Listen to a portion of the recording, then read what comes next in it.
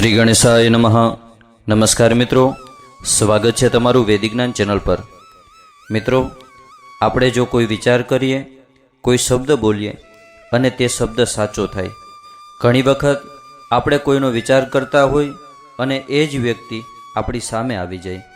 ઘણી વખત આપણા જીવનમાં આવું બનતું હોય કે આપણે કોઈને યાદ કરીએ અને એનો કોલ આવી જાય। આવું પણ બનતું હોય છે।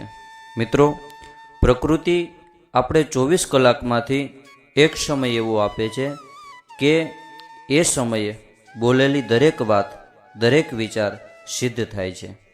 એવું કહેવાય છે કે આ એક એવો રહસ્યમય સમય છે જ્યારે બોલેલું દરેક વાક્ય સત્ય થાય છે।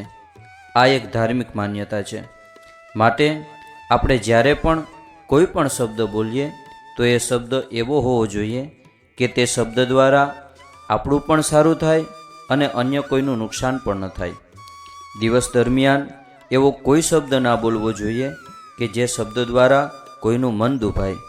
પ્રકૃતિના આ એક રહસ્યમય સમયે તમે જો તમારા માટે કે અન્ય માટે સારું વિચારશો અથવા બોલશો તો પ્રકૃતિ તમને એ જ સારા વિચારનું અનેક ગણું સારું ફળ આપશે। તો મિત્રો, આવો જાણીએ કે પ્રકૃતિમાં એવો કયો સમય છે જ્યારે બોલેલો આ મંત્ર તમને જીવનભરનું સુખ અને સમૃદ્ધિ આપે છે।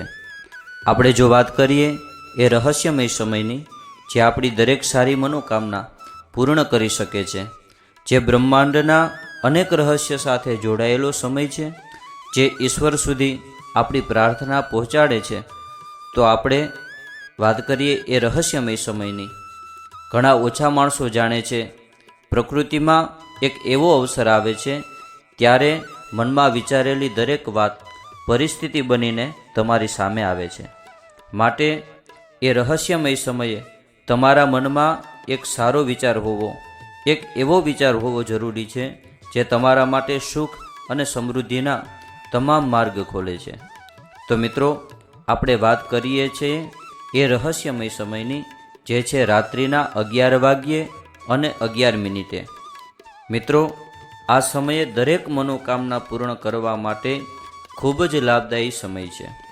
મનોકામના પૂર્ણ કરવા માટે તમારે એક મંત્ર 11 વખત બોલવાનો છે। આ મંત્ર છે ઓમ કૃષ્ણાય વાસુદેવાય હરયે પરમાત્મને પ્રણત ક્લેશનાશાય ગોવિંદાય નમો નમઃ। આ મંત્ર બોલી ભગવાન કૃષ્ણ સમક્ષ તમારી મનોકામના કહેવી અને ભગવાન કૃષ્ણને પ્રાર્થના કરવી કે હે ભગવાન કૃષ્ણ, મારી આ સારી મનોકામના પૂર્ણ થાય અને તમારી કૃપા મારા જીવનમાં પ્રાપ્ત થાય।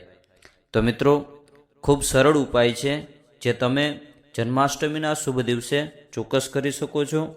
તો મિત્રો, આજના વિડીયોમાં આટલું જ। ફરીથી મળીશું આવા જ વિડીયો સાથે। ત્યાં સુધી બધાને જય માતાજી, જય દ્વારકાધીશ અને મહાદેવ હર।